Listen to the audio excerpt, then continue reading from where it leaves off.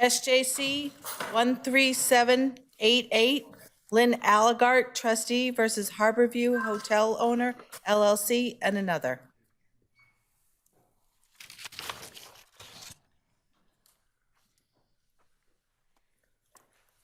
Okay, Attorney Hartzell.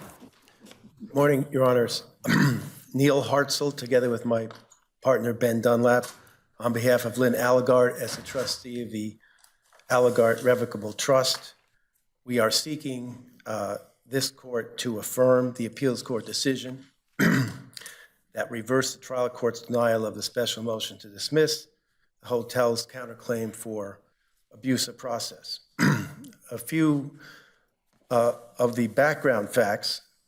Ms. Allegaert, and I will call the trust Ms. Allegaert throughout. Ms. Allegaert owns a property since 1996 on Martha's Vineyard that abuts the Harborview Hotel.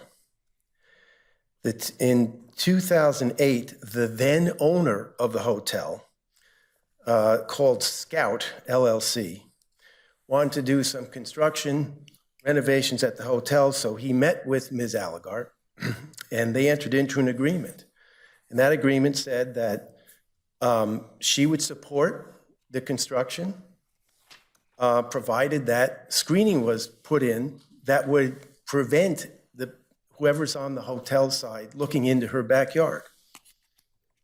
And there's a document on that. The hotel is a pre-existing, non-conforming commercial use. So that agreement that I just mentioned was April 16, 2008. Now, there were also the plan in 2008 for renovations at the hotel was approved by the then zoning board, and they were to install landscaping before the occupancy of the cottages. So she upholds her side of the agreement and supports any and all permitting for the 2008 special permit. About 10 years later, the hotel is sold. And Ms. Allegaert meets with the new owner and tells him, provided this screening is put in, I will support your construction. And so the 2018 special permit is allowed, granted by the zoning board. Now, in 2019, for reasons that nobody completely understands, the vegetation that had existed between the two lots at that time was destroyed.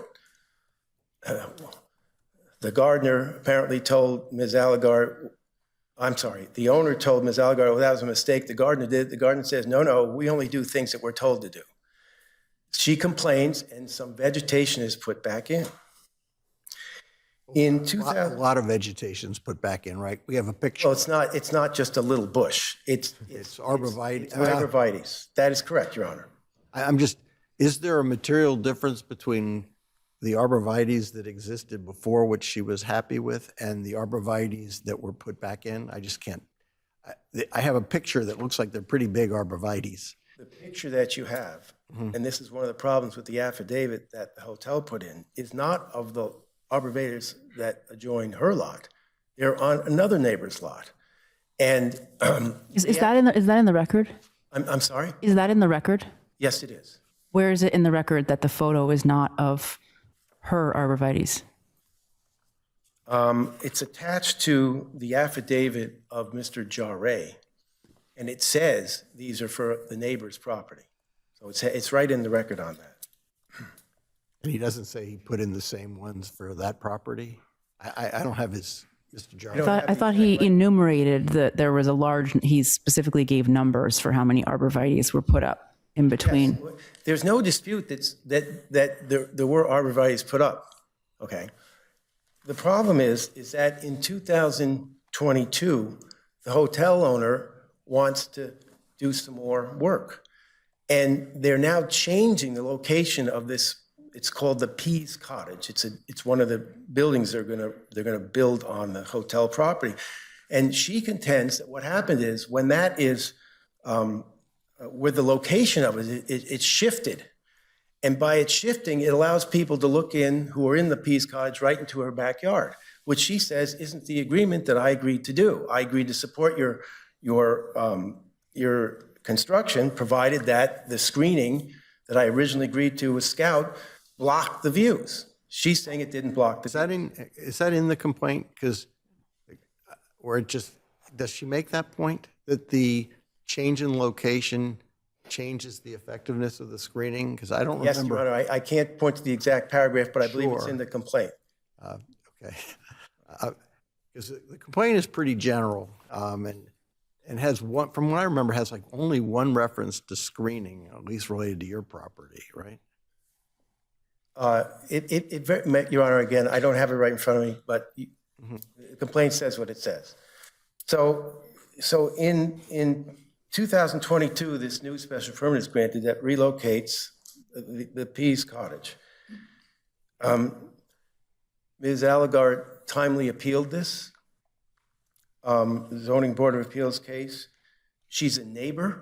She has standing because she says it's going to impact her views. I'm sorry, impact the screening between the two properties. So the zoning board is required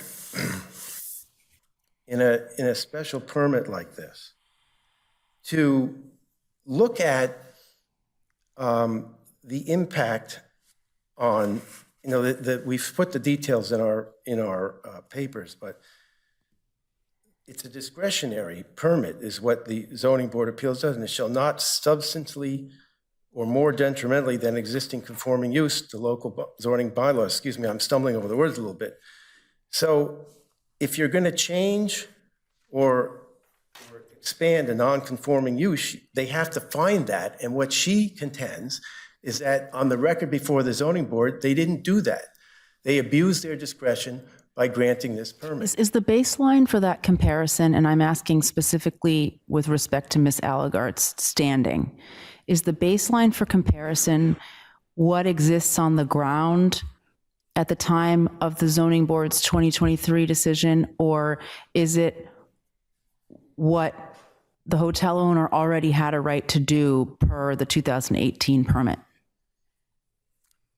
I believe that when they're doing an expansion of a non-conforming use, they have to not just take into account what was already there, but the effect on the whole neighborhood. But the point, Sorry, that wasn't my question. My question was, in order to have standing, even as an abutter, where she presumptively has standing, Ms. Allegaert bears the burden of showing that she has standing with respect to the claims she's bringing. And with respect to the showing that she's going to have to make in her Section 17 claim, do you think that she has to show she's injured by changes from the 2018 permit to the 2023 permit? Or does she have to show changes between what is physically on the ground and what is permitted by the 2023 permit? I think it's the first thing that you said, Your Honor.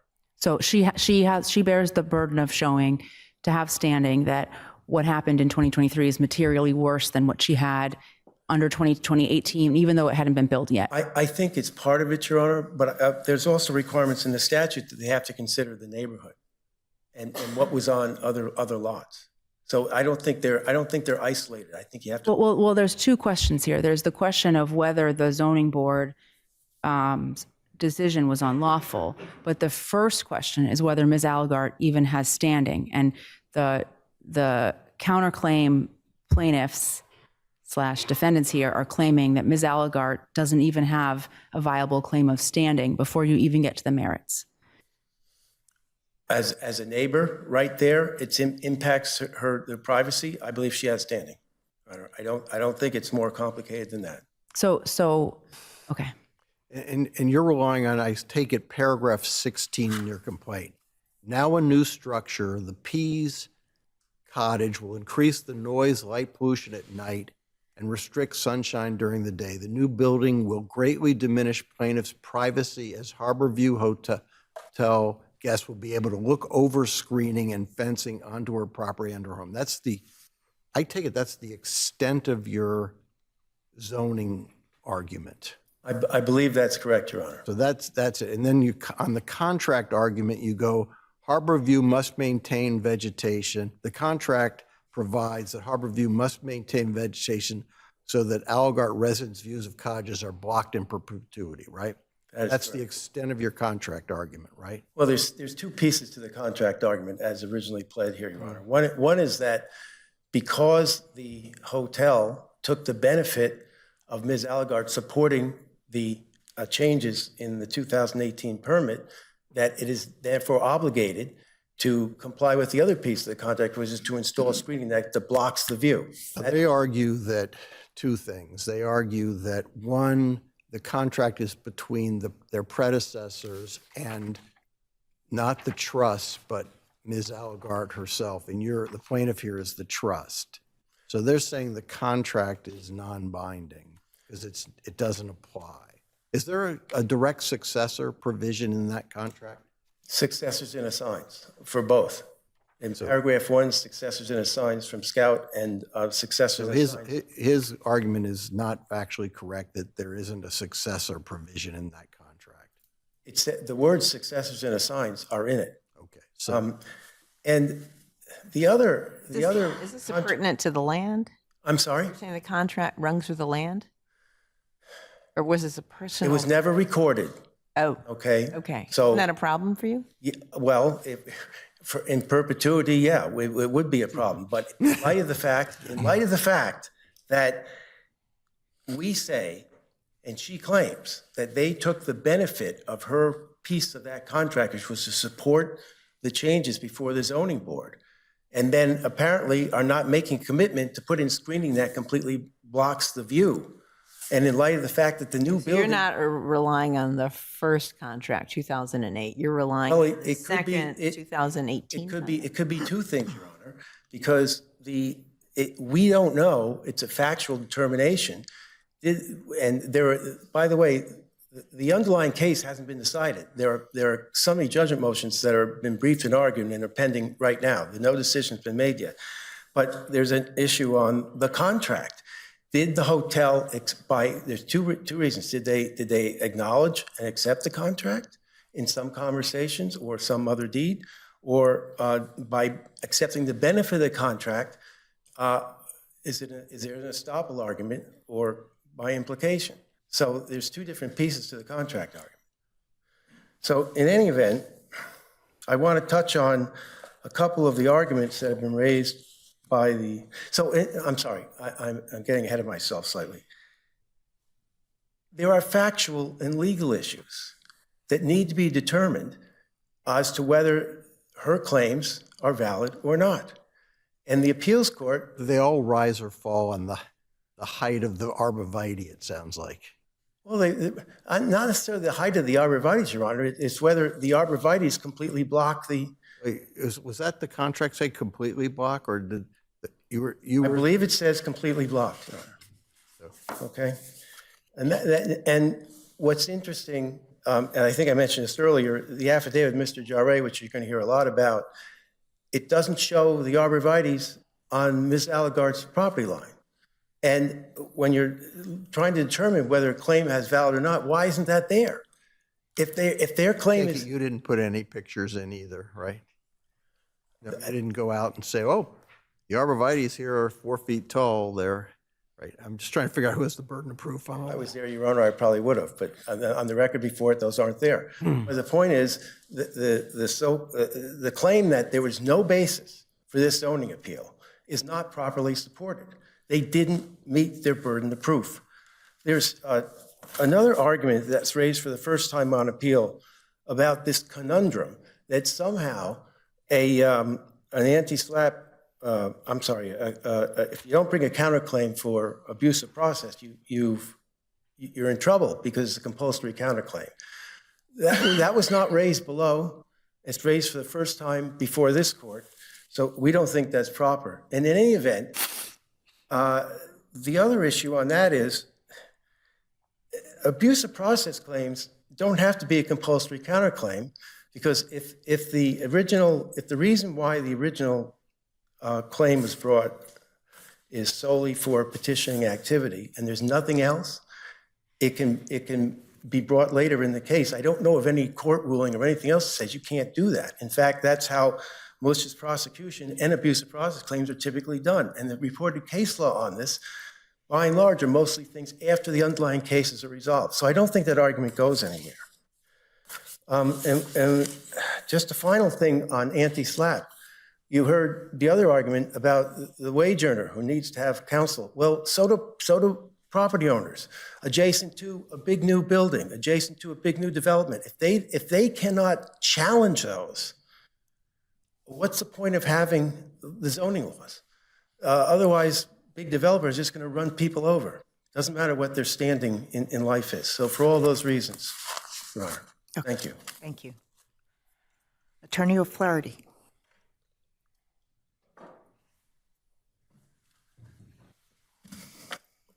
Thank you, Your Honors. May it please the court. My name is Kevin O'Flaherty, and with me is my colleague Mariana Korsunski, and we represent the Harborview Hotel Owner LLC that I'll refer to as the hotel in this case. Your Honors, we're here because the appeals court got it wrong. I don't think there's really any doubt about the fact that in ruling that abusive process claims always violate the Anti-SLAPP Act, just by their nature, the appeals court overruled this court's decision. I'm not sure that that's a necessary reading of the sentence. I think it's a possible reading of the sentence in the Rule 23 decision. The Rule 23 decision says, you could also read that sentence as saying, at this stage, we cannot say that Ms. Allegaert's claims are frivolous. I think it's amenable either way, and where the underlying Hidalgo decision went through the second prong analysis, I think that might Underlying. the second prong of the analysis, that the Hidalgo decision on which they were citing did do the second prong analysis. So could you address what you think is the strongest argument for why this is a frivolous and not a mine run? Absolutely. I was heading in that direction, but the fact of the matter is the appeals court didn't do the second prong of the analysis, and that's what we're asking this court to do, and I want to get right to that. I get your concern about the appeals court dicta that in Hidalgo that they rely on, but we have to evaluate the trial court judgment, right? Understood. The motion judge. And the motion judge, go ahead, sorry. Sure, Your Honor, and the motion judge here got it right, and I want to say why Judge Buckley got it right, because she did conduct the second prong of the analysis, and there was ample evidence before her, albeit in a very preliminary procedural posture. You know, these things happen right at the outset of the case. In this case, the complaints were filed in I think May of 2023, and Judge Buckley was hearing the anti-SLAPP motions in August or September and decided them in December. So there's not always a huge record, but in this case, there is a very substantial record that we submitted here that Judge Buckley thoroughly reviewed and understood and discussed in her decision, which supports the conclusion she came to, which is that the claims in Ms. Allegaert's complaint were frivolous and that the hotel had suffered damage. So let me go through those claims. I find your standing one tough. Let me start there, because she's a neighbor. This is a big this is a big cottage, right? How close is it to her? It's about 65 feet or more away from her property line, which is heavily vegetated, has been forever, heavily vegetated. But anyway, let me just talk about the standing for a second. Let me just load the standing argument for you for a Sure. second. So she's a neighbor, so she's got presumptive standing. So you've got to defeat that. That's right. This is, you're building a large hotel, constantly building a large hotel, and changing the building plans for the large hotel. She's caught up in the vegetation, and at one point, without explanation, you knock it all down. Looks like a mistake. So the vegetation disappears. The building keeps moving around. I don't know much about this bar, but to me, she's a neighbor, and there's a lot going on. You're building quite a large hotel. and you're changing the plan. So doesn't she have standing? The hotel has been there since 1891, Your Honor, and for fairly long time, much before Ms. Allegaert came in 1996. The hotel was in its But you're current layout. You're rebuilding it, right? Yes, and no doubt about it, these are big, these $30 million to $50 million worth of renovation going on by my client. Her complaint, Your Honor, as articulated in her brief, at page 24 of her brief, is this. Her complaint with the decision is, Allegaert's recent petitioning activities are limited to screening at the current location, not on challenging the prior approvals or the construction of the Pease Cottage. That's false, first of all. Her complaint does challenge the construction of the Pease Cottage. She specifically looks for an injunction against us. But let me just talk about standing. But in her words, Your Honor, her words, the issue is privacy. She frames it as a privacy issue that we need, she, and she doesn't live there anymore. She's an owner, but lives elsewhere. And seasonal, that's a seasonal property. Her argument is, I need privacy, and zoning protects privacy. It doesn't. Zoning does not protect privacy, qua privacy. There is nothing in the zoning law anywhere in the Commonwealth that forbids a neighbor from looking into that neighbor's yard. That is not a cognizable interest subject to the protection of zoning. What zoning protects is building too close, too tall, too dense next to your neighbor. And in this particular case, Your Honor, and she focuses solely on the Pease Cottage, which is a three-story. As it will increase the noise, light pollution at night, restrict sunshine during the day. I mean, she does also. No, she said she articulates those things in her screening. complaint, Your Honor. Yeah. But if you look at her appellate brief, what she presents to the court is the single issue, We privacy. look at the complaint.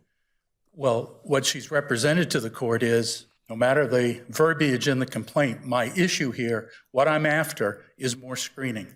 And what she complains about with regard to the Zoning Board of Appeals is that they allegedly did not include in the 2023 decision enough about screening. And her first approach was, it said nothing about screening. There was no condition about screening. That's not true. Yeah, it repeats the conditions from previous. From the Martha's Vineyard Commission, which specifically say that the developer, that the owner, that the hotel needs to have screening and requires the hotel to come back to the Martha's Vineyard Commission after this project is completed with a landscape plan that shows all the screening for the Martha's Vineyard Commission to say it's enough.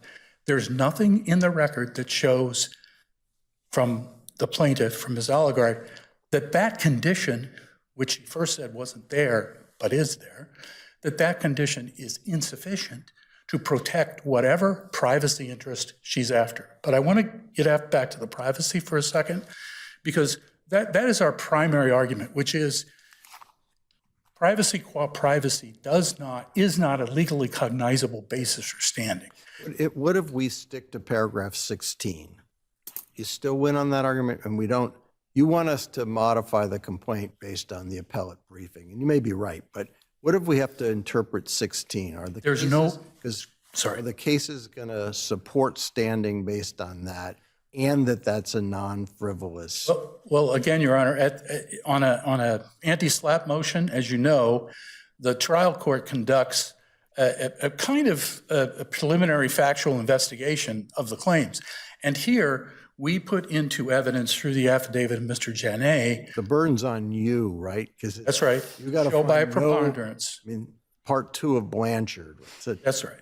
And is. the appeals court kind of added another twist to that, but that's what you've got to do. And it's a heavy burden. I admit that's what the case is saying it is. But in this particular case, Your Honor, we presented through affidavit evidence, through documentary evidence, through pictures that you've referenced. And by the way, those pictures are on of arborvitae on the property line between the hotel and Ms. Allegaert's property. And you can tell that because in one of the pictures, there's one part of an arbor or a pergola, which you can see on the side of one of the pictures. And that pergola is directly adjacent to her backyard.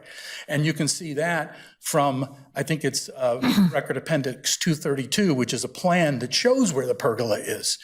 And so the suggestion that those trees weren't anywhere near where they're supposed to be is false. The point is, on standing, Your Honor. I think you've got a question. Sorry. Oh, sorry. It seems to me, or at least I should say this, I find a hard time understanding, in taking your position, it seems to me that your position depends on reading the anti-SLAPP requirement that the that the petitioning activity be devoid of any reasonable support or any arguable basis in law, as being the same as claims that would be dismissed on a motion to dismiss or perhaps disposed of on a motion for summary judgment. I've never understood the standards to be the same. I've always understood the anti-SLAPP requirement to be something beyond that, not just a meritless claim, but something beyond a meritless claim, right? Because otherwise, anti-SLAPP would just be, why didn't you file a motion to dismiss the claims instead of bringing an abusive process claim? Except, they're not all supposed to be substitutes for something that carries all the extra, protections and penalties of an anti-SLAPP motion. And that's what's concerning to me, because everything I hear about your challenge to the complaint sounds to me like, let's assume you're correct, it's just motion to dismiss stuff, or it's just summary judgment stuff, and that's not. Well, let me give you the context, Your Honor, because you put your finger on a serious issue. We lay out in our brief why these claims are infirm legally and factually. I'll address those, but I'd rather address your question. But because there is no legal or factual merit to the claims, because Ms. Allegaert supported the construction of the Pease Cottage in 2 different special permits, and where that construction was, that those special permits were perfected and rights were vested, it left me with a question of, well, why is she coming at it now in 2023? And the reason for that, we submit, Your Honor, is because there was something else going on here. What else? I'll tell you what else. There was a very, very concerted effort by some neighbors, including Ms. Allegaert, to appeal everything the hotel was doing. Understand their abutters, understand they have a right of appeal, but they unleashed a relatively scorched earth approach to dealing with the hotel. And in the course of that approach, we and it's in the record, we have evidence that Ms. Allegaert talked about the new owner of the hotel, Mr. Bernard Chu, and identified him as a Chinese American who just... So here, I saw that in your brief. Yes. But the judge did not rely on those things. And so there's no findings. There are no findings that we would, we're not going to make those findings in the first instance. I would say, Your Honor. So what the judge seems to have looked at was the allegations of the complaint and determined whether they would survive as a legal matter. Doesn't look to me like the judge chose what I believe is also an available path on an anti-SLAPP motion, which is to hold an evidentiary hearing and make findings. That didn't happen here. Judge seems to be making a determination purely on the papers. And so I don't think we can take into account the things that you're asking. I respectfully disagree, Your Honor. I believe the court's obligation here is to conduct a de novo review of the record that was before Judge Buckley. And so we would be That would- we would make a finding in your view that the plaintiff was motivated by racial bias? I don't know that the court needs to make that finding, but in reviewing the record, it's there. Okay, That- so set that aside. Assume we weren't going to make a finding in the first instance of racial bias. How do these claims fail other than simply by not having merit? Well, they fail as a legal matter. They also fail as a factual matter. I mean, the gravamen of her Right, complaint. but the standard for anti-SLAPP is not just, are these going to be unsuccessful claims? There has to be something more that takes them towards frivolousness. Yes. And that's the piece that in running through all of, accepting every defect you've identified in terms of the claims, that piece is the part that I'm struggling with. Understood, Your Honor. And that's where I say this piece that I was referring to a second ago, that's in our brief, that's in the papers. We have the documents there in which she called him these things, which she accused him of being sneaky, duplicitous, all kinds of racial dog whistles and the like. That is within the record of this case. And that, I submit to Your Honor, elevates or perhaps lowers the situation below just somebody that doesn't know how to plead or, is stretching the legal limits of pleadings. That there's other more what I would call pernicious things going on here. I'm not And then if suggesting the that's- court if has that's to the make ca- that finding, but this court, and believe me, Judge Buckley heard it. I agree with you, she didn't highlight it in her Right, so decision. then it seems to me that if you're asking that we would need to depend on that in order to take this beyond the level of simply meritless claims, don't we run into the problem that we're not to look at motive? That's on prong one, Your Honor. Okay, so. That's not I on think prong two. Motive can come in on. These are relevant to prong two. Can I shift you to the contract before we lose you? Because you're relying Don't lose me, you're relying on the contract. You're relying on the contract to say we lived up to our deal, and she was comfortable with it. But now you're saying she doesn't have a contract claim. So I just don't know how to treat the fact that you seem to build on the contract and fulfilling it, but at the same time saying there's nothing to enforce. I don't argue that, we didn't argue that we fulfilled it. We argued, number one, But you argue that There's no she's been privity. satisfied each time, absolutely. and we entered into a contract, our predecessors entered into a contract, and they lived up to it, and she was happy. Yes. But then when they start suing on the contract, you say the contract claim has no merit because she's not the contracting party. I just don't know how to Nor were treat. we. But I don't know, then I shouldn't be giving you any credit for it. For what? Well, and I'm not asking you to give me any credit for the contract, but as a matter of fact, Your Honor, we complied with the conditions of the special permit, which require us to put in screening. And also, we will comply with the conditions of the special permit that require us to go back to the Martha's Vineyard Commission once we're done, so the Vineyard Commission can pronounce benediction over the screening that we've installed, the landscape plan. See, here's the problem with her count one claim. Another problem with her count one claim is the conditions there. Until we go back to the Martha's Vineyard Commission, we haven't violated that condition. And until the Martha's Vineyard Commission says, you said you put in screening, you didn't really do it, or you didn't do it enough, there's a remedy there.